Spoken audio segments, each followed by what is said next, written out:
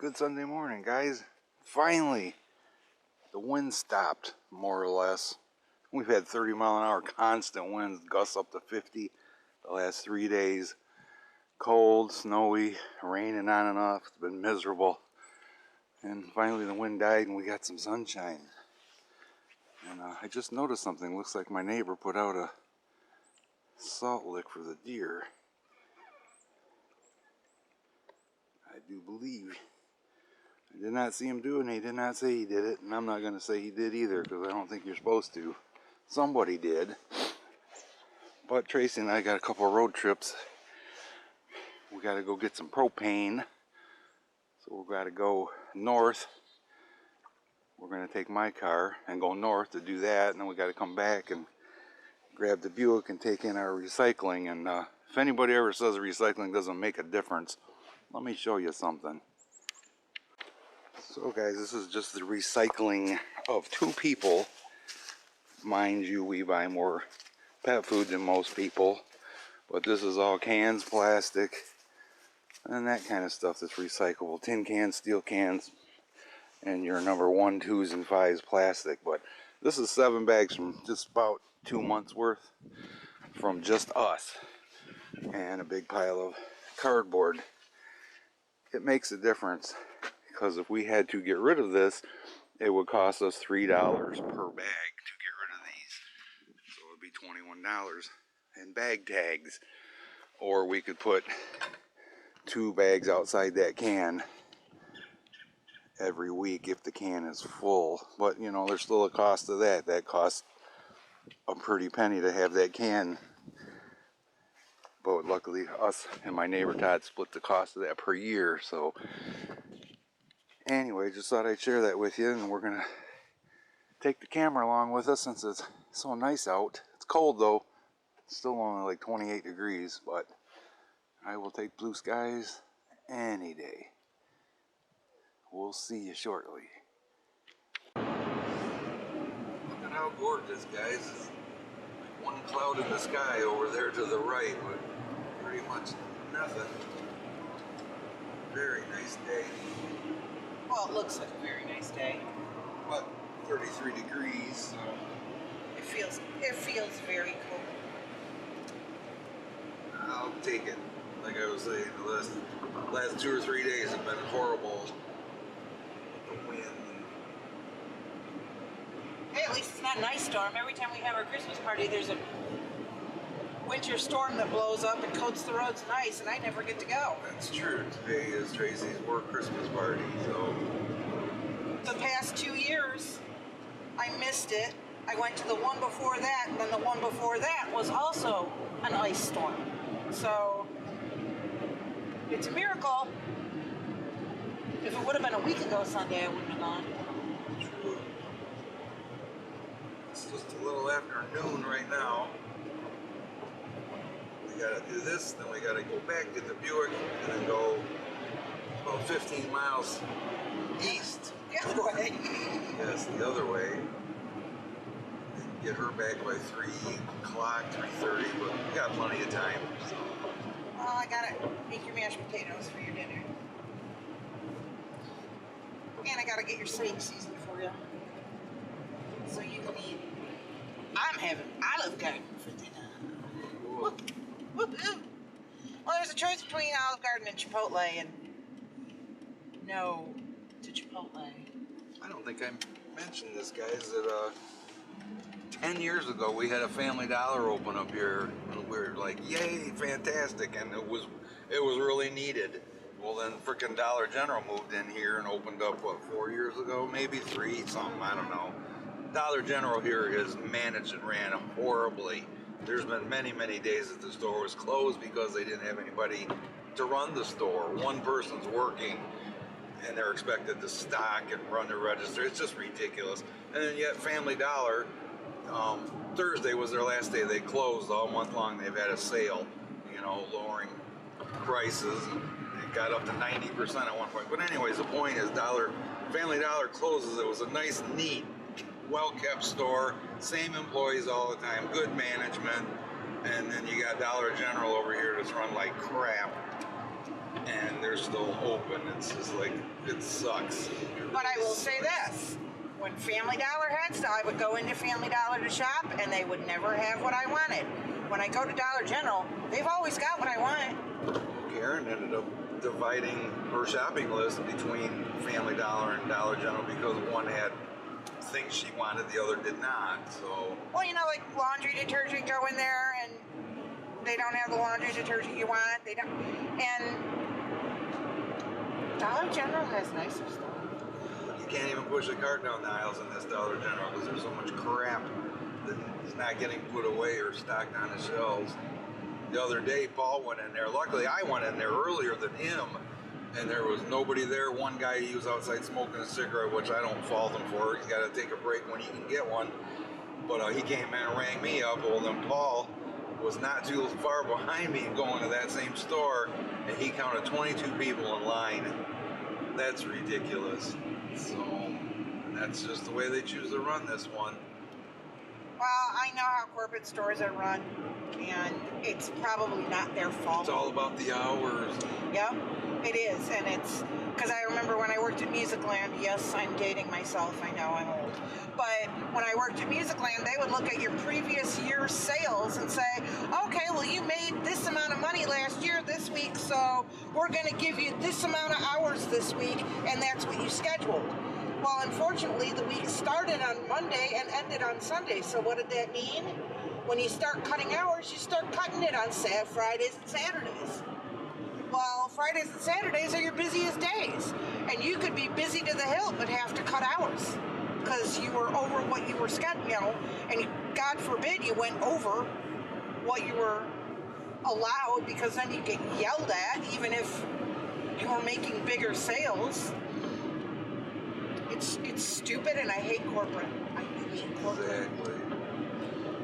But at least where I work, they just opened a Family Dollar in Remus, and now there's a a Dollar General. So there's a Family Dollar, and now there's a Dollar General right there in Remus. So At least it's still there, and then they open. Yeah, they close our little Family Dollar, but they opened another one in Wademan too, which is about 10 miles away or something like that. So it's just bizarre. well, from what I've heard, and what I was told by former employees at Family Dollar, and by the people that I work for, because we used to have part of our store right now used to be a Family Dollar. We still refer to it as the Family Dollar The side. end of the building used to be, Yep, but that's the Family Dollar side of the building. And what Family Dollar does is they build a building, but they don't technically own the building. They have a building built for the purpose of opening a Family Dollar store, but somebody else technically owns it, so that they can say, "Oh, we're not going to re-up the lease." Then they're not stuck with an empty building, and they can take their store out whenever they feel like. and they don't look like the bad guy either. Exactly. Because that's what they did to Fates. They basically said, the rent's too high, we're not gonna re-up the lease. That's what they're actually saying here, that the lease would have been $4,000 a month. And we're like, well, wait a minute, it's Family Dollar's building. That's when we found out, well, no, it's not. Yeah. And, obviously the people that I work for, they used to rent that part of the building to Family Dollar. That's why they built the addition on Fates, was to rent it to Family Dollar. But now it's all good because we took it over. That's where our bakery is now. But it's so funny because we still refer to it as, oh, it's over on the Family Dollar side. And some of the younger kids look at us like, huh? Oh, yeah, that used to be a Family Dollar. It's over the Family Dollar part of the building. All right, well, I gotta stop. My arm is killing me from holding this camera. We'll be back. Trying to show you guys some scenery as we're going here. All right, we are on a stretch of road that I've never filmed while we were driving on. I don't think, maybe we did. I came down and checked out this little area of lakes at one time, but I don't know that we had the camera with us. So let's just say no, we have never filmed this road. It's only a road in the strictest sense of the word. Jesus, looks like you're gonna drive into a lake. Wow, you really could drive into a lake. For sure. That would not be pleasant if it was icy. A guardrail might be a good idea right there.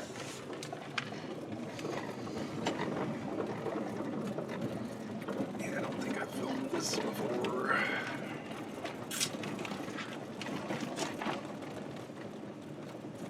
Well, this has got to flood. We had swamp on both sides of us here. That's got to flood. What is the name of this lake? It's the big lake. It's the big lake. Right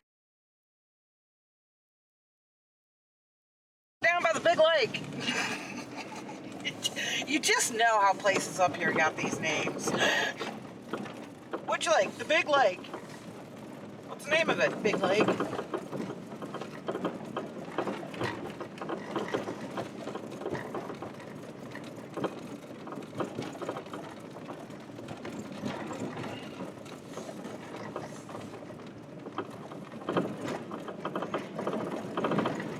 One little annoying corral.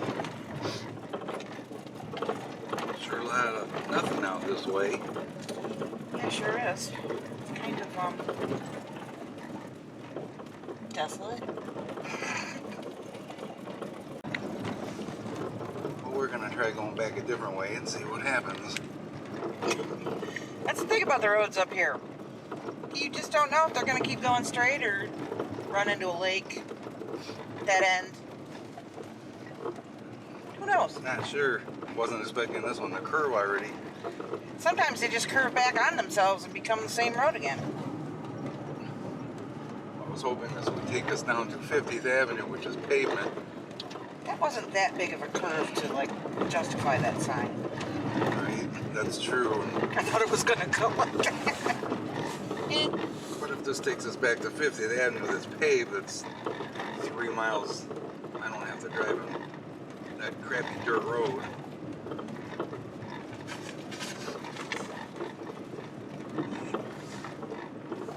Well, this one's not too great either.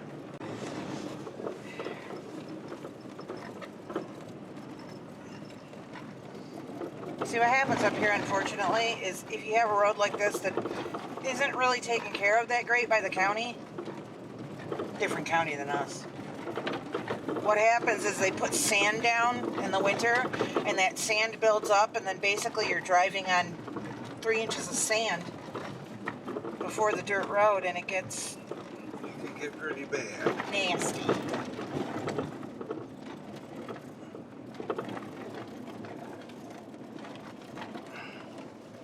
This is something I wanted to show you guys, and I did not have a camera with me the other day when I came this way.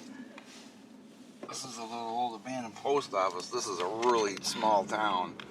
It was. A little small town of Sears. And I cannot see, there we go. Now I can see my viewfinder. But yeah, this is a little abandoned post office. How cute is that? It's abandoned? Maybe. I don't know. There was nobody. No, it does still. It says holiday hours. Yeah. I guess not. I came by here on a Wednesday, and it did not look like there was anybody here, but I guess maybe it looks like nobody's here all the time. That is a tiny post office. I mean, our post office is small, but that is wowzers.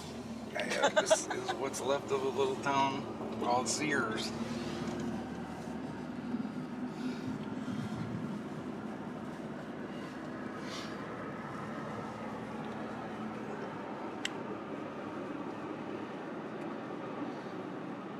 Pretty neat. Love exploring little places like that. Now we're back to the open fields of Nothing. nothing. Other than a farmhouse here and there.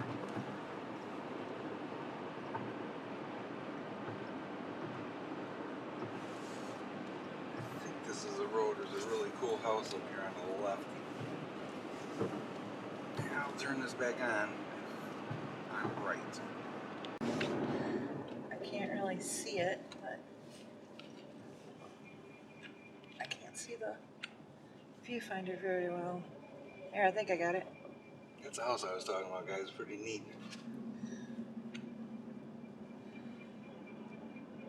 Two turrets. I'd kill for that house.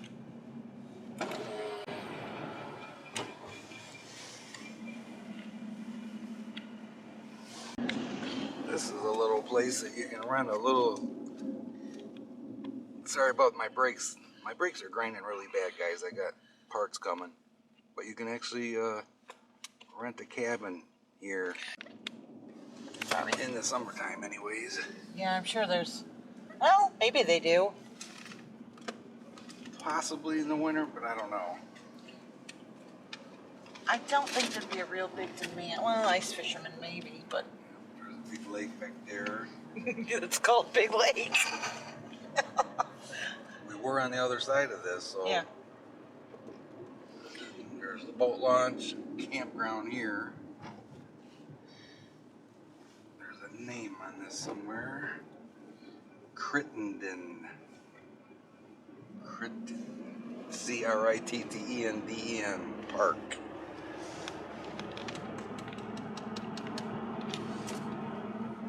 There's something else in Everett that's Crittenden. Must be one of the families that founded the place. Could be. Well, we will end this portion of this ride. And once we get in the Buick, see if there's anything interesting to show you there. We'll be back in a different car.